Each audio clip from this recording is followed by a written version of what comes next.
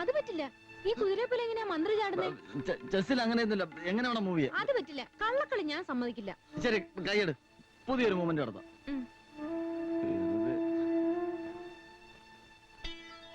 ഇവൻ എന്തൊരു കള്ളനാന്നറിയോ? കണ്ണു തെറ്റിയ കള്ളക്കളി. ചേട്ടത്തി മോശമൊന്നും അല്ല. പ്രകാശ, ഒരു ചെറിയ കാര്യം പറഞ്ഞോട്ടെ? ദിനേശേട്ടൻ ചായ വേണോ? വേണ്ടി വന്നേക്കും.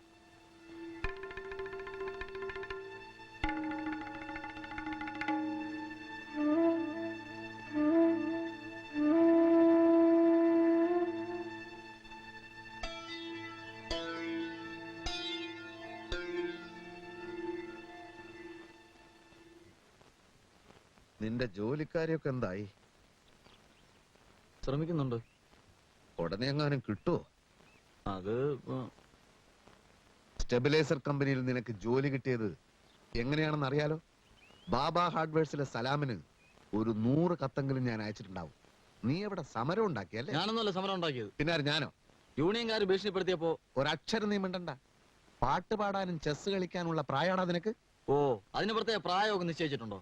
ധിക്കാരം പറഞ്ഞാലുണ്ടല്ലോ. ദേ, മനുഷ്യന്റെ ക്ഷമയ്ക്കൊരു അതിരൊക്കെ ഉണ്ട്. അന്ന് ഞാനൊന്ന് പാടിയപ്പോ എന്നെ ചീത്ത വിളിച്ചു. ഇതെന്തോന്ന് ജയിലോ? ജയിലിൽ പോലും ആളുകൾ പാടുമല്ലോ. എന്നാ നീ ജയിലിൽ പോയി പാടറാ.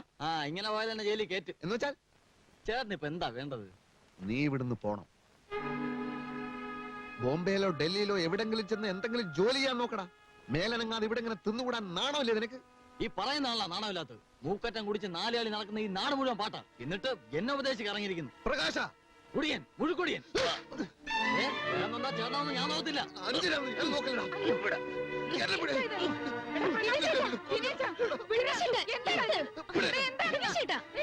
ഞാൻ എന്ത് ചേട്ടാ എന്റെ തലേ കയറുന്നു? കുറച്ചു ദിവസമായി തുടങ്ങിയിട്ട്. ഞാൻ ഈ വീട്ടിൽ നിന്ന് പോണോന്ന്. ഇവരെന്നെ കള്ളുകുടിയെന്ന് വിളിച്ചു. വിളിച്ചാൽ എന്താണോ തെറ്റ്? നീ കുടിച്ചിട്ടല്ലേ? കുടിച്ചങ്ങ് കുടിച്ചു. കുടിക്കുന്ന അത്ര വലിയ തെറ്റൊന്നുമല്ല. എത്രയോ വലിയ വലിയ ആളുകൾ കുടിച്ചിട്ടില്ലേ? നിനക്കൊരു പെണ്ണിനെ കിട്ടിയപ്പോ കൂടപ്പുറപ്പുകളെ വേണ്ടതായില്ലടാ. ഇവളുടെ തലേണ മന്ത്രത്തിന് ഇത്രയും ശക്തി ഉണ്ടെന്ന് ഞാൻ വിചാരിച്ചില്ല. അമ്മേ, ശോഭയെ പറ്റി ഒരു അക്ഷരം പറയരുത്.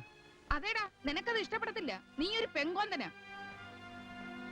അമ്മേ, എന്റെ ഭാര്യയുടെ മുമ്പ് വെച്ച് എന്നെ ഇൻസൾട്ട് ചെയ്യരുത്. സ്വന്തം ചേട്ടനെ കള്ളുകൂടിയെന്ന് വിളിച്ച നിന്നെ ഞാൻ വെറുതെ വിടില്ലടാ. ഓ, കാണാം.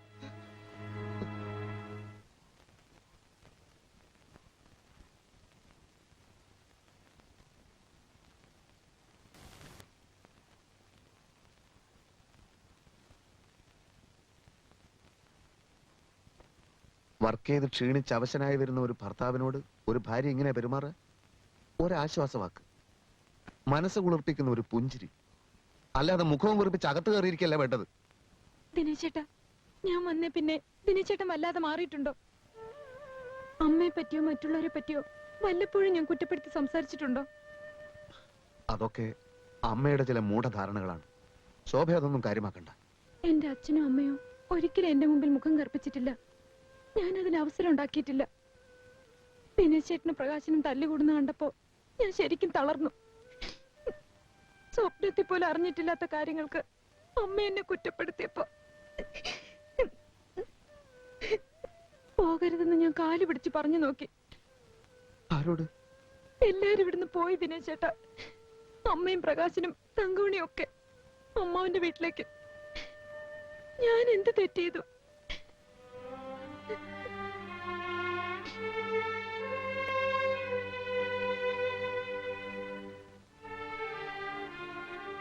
ശോഭ ഒരു തെറ്റും ചെയ്തിട്ടില്ലെന്ന് എനിക്കറിയാലോ. അതുപോലെ എല്ലാത്തിനും കാരണം എന്റെ എടുത്തിയാട്ട. നീ കരയണ്ട. ഞാൻ അമ്മയെ വിളിക്കാം, ക്ഷമ ചോദിക്കാം. തെറ്റുകാരൻ ഞാനാണ്, വേറെ ആരുമില്ല.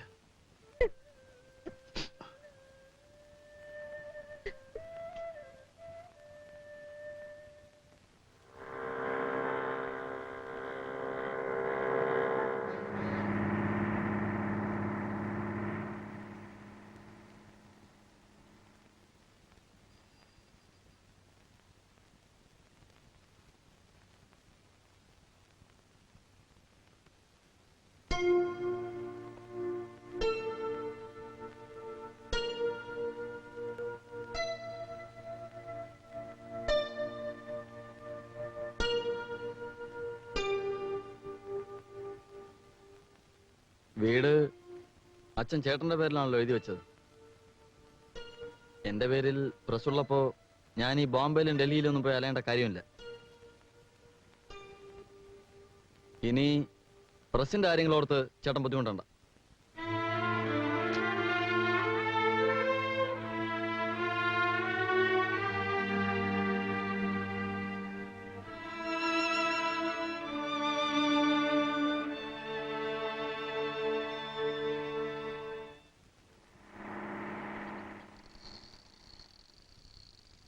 അയ്യോ,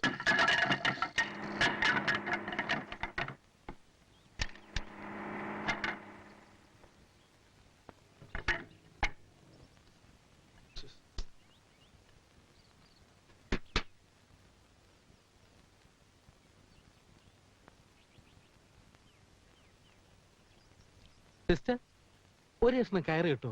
ആ വിറകൊന്ന് കിട്ടാനാ. ആ നോക്കട്ടെ.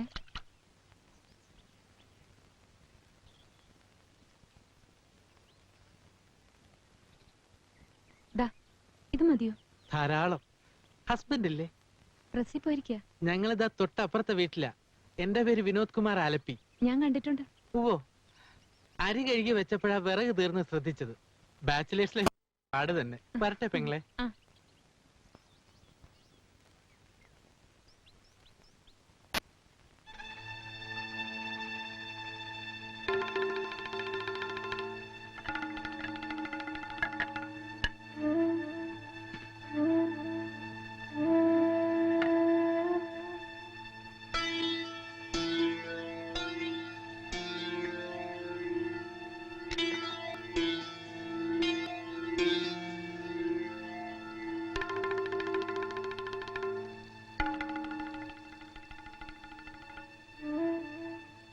ഹേ മിസ്റ്റർ, താനെന്തിനാ എന്റെ വീട്ടിൽ കയറിയത്? ഏ? ഞാനില്ലാത്ത സമയം നോക്കി താനെന്തിനാ എന്റെ വീട്ടിൽ കയറിയതെന്നാ ചോദിച്ചത്. വിറക് കെട്ടാൻ ഒരു കയറ് ചോദിച്ച് കയറിയതാ. അപ്പൊ വിറക് ഇതുവരെ കെട്ടാതെയാണോ കൊണ്ടുവന്നത്? അത് പൊട്ടിപ്പോയതാണ്. ഹേ, എന്റെ വീടിന്റെ ഗേറ്റിൽ വെച്ച് തന്നെ കറക്റ്റായിട്ട് കയറ് പൊട്ടിയല്ലേ? ആ പൊട്ടി. അല്ലാതെ മനഃപൂർവ്വം ഒരു കാരണമുണ്ടാക്കി താൻ വീട്ടിൽ കയറിയതല്ല. ഇയാൾ എവിടുത്തെ ആരണടാ? ഞാൻ ഇവിടുത്തുകാരൻ തന്നെടാ. താൻ കയറ് പൊട്ടിക്കുന്നവനാണെന്നും വേലി ചാടുന്നവനാണെന്നും എനിക്ക് നേരത്തെ അറിയാമടാ. വേലി ചാടാൻ തന്റെ വീട്ടിലെന്താ നിധി ഇരിക്കുന്നോ? ഇത്തിരി സൗന്ദര്യമുള്ള പെണ്ണുങ്ങളെ കറക്കിയെടുക്കാൻ നടക്കുന്ന സാമൂഹ്യ ദ്രോഹിയല്ലേടോ താൻ. എന്റെ ഭാര്യയുടെ അടുത്ത് വേല ഇറക്കിയാലുണ്ടല്ലോ. എന്ത് ചെയ്യും? പിടിച്ച് വിഴുങ്ങോ? ശരിയാ, നിന്റെ ഭാര്യയെ കറക്കെടുക്കാൻ വേണ്ടി തന്നെ ഞാൻ വീട്ടിൽ കയറിയത്. അങ്ങനെ കറങ്ങുന്നവളല്ല എന്റെ ഭാര്യ. ഞാൻ നോക്കട്ടാ കറങ്ങുമെന്ന്. എടാ, നിന്നെ പോലെ ഒരു കുരങ്ങന്റെ കൂടെ ജീവിച്ച് അവൾക്ക് മടുത്ത് കാണും. എന്നെ പോലെ ഒരു സുന്ദരം ഒന്ന് ഞൊടിച്ചാൽ മതി, അവള് വേലി ചാടും. അതിനു മുമ്പ് നിന്റെ ശവം ഞാൻ പോസ്റ്റ്മോർട്ടത്തിന് അയക്കൂടാ. എന്നാ നോക്കിക്കോ, ഇന്ന് മുതൽ 7 ദിവസത്തിനകം അവളെ ഞാൻ തട്ടിയെടുത്തില്ലെങ്കിൽ എന്റെ പേര് വിനോദ് കുമാർ ആലപ്പി എന്നല്ലടാ. എന്നാ നീ ചാവാൻ ഒരുക്കിക്കടാ. പോടാ കഴുത.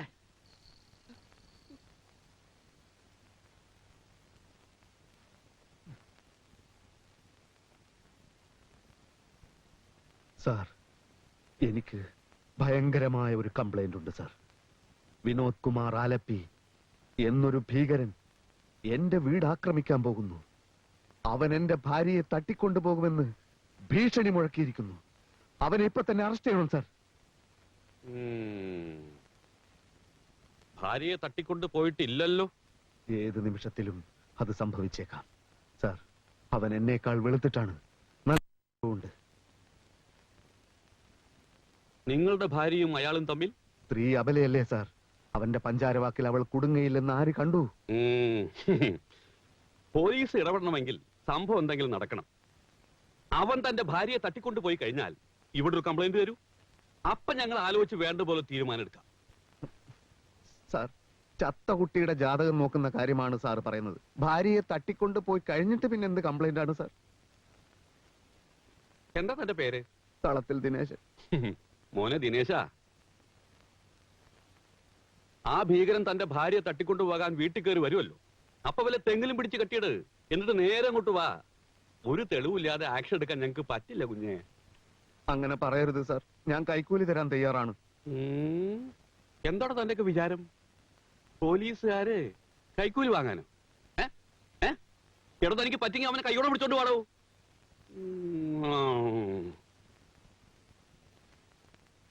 പോട്ടെ, വീട്ടു കാവലിന് 2 പോലീസുകാരെ അയച്ചു തരാൻ പറ്റുമോ?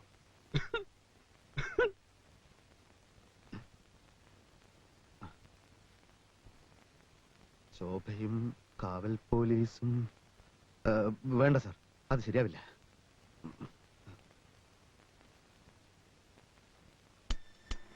അവളുടെ ഭാഗത്ത് നിന്ന് ഉറപ്പ് കിട്ടിയത് കൊണ്ടാണല്ലോ തട്ടിക്കൊണ്ടുപോകുമെന്ന് അവൻ വെല്ലുവിളിച്ചത്. അവനെ കൈയോടെ പിടിച്ചാ വിജയിച്ചു. ഞാനില്ലാത്ത നേരത്താണ് അവൻ വീട്ടിൽ കയറുന്നത്. അപ്പൊ ഞാൻ ഉണ്ടാവില്ലെന്ന് ബോധ്യപ്പെടുത്തിയിട്ട് എവിടെയെങ്കിലും ഒളിച്ചു നിൽക്കണം. അപ്പൊ അവൻ വരും, വീട്ടിൽ കയറും, പതുങ്ങിച്ചെന്ന് അടിച്ചു വീഴ്ത്തി പോലീസിൽ അറിയിക്കണം.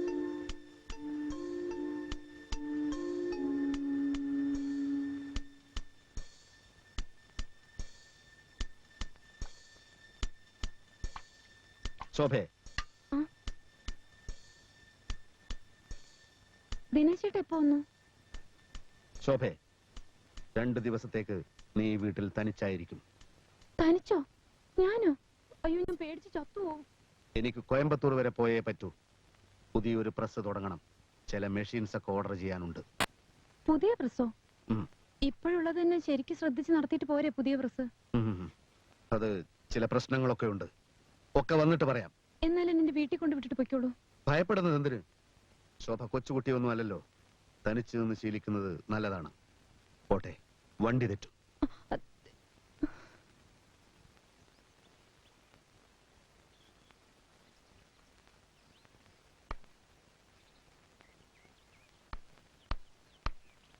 ആ ചേട്ടാ, എന്താ?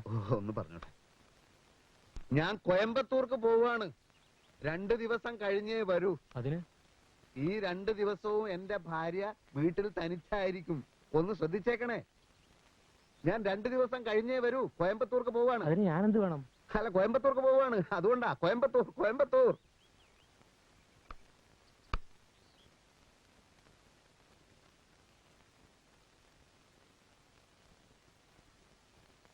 സാർ എവിടുന്ന ഒരു പെട്ടിയൊക്കെ ആയിട്ട്? എനിക്കൊരു മുറി വേണം. മുറിയോ? സാറിന്റെ വീട് ഇവിടെ തൊട്ടടുത്തല്ലേ? അല്ല, അതാ അവിടെ ഇൻകം ടാക്സിന്റെ മറ്റു പ്രശ്നങ്ങളൊക്കെ ആയിട്ട് അപ്പൊ വീട്ടിൽ ശരിയാവില്ല. അതെയോ? സുബേർ, സുബേർ. 109